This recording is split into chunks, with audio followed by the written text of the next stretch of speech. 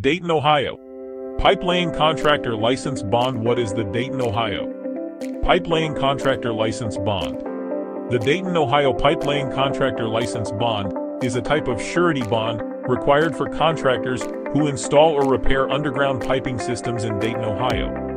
It acts as a financial guarantee that the contractor will follow local codes, ordinances, and construction standards.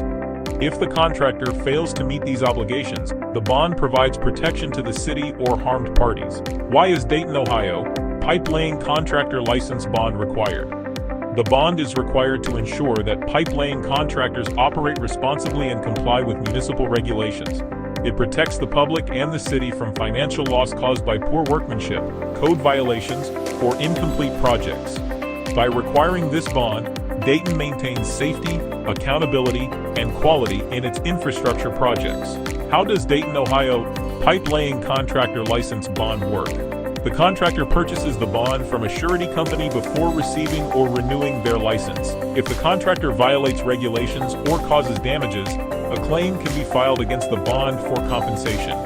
The surety may pay valid claims, but the contractor is ultimately responsible for reimbursing the surety for any losses. To know more, please visit swiftbonds.com.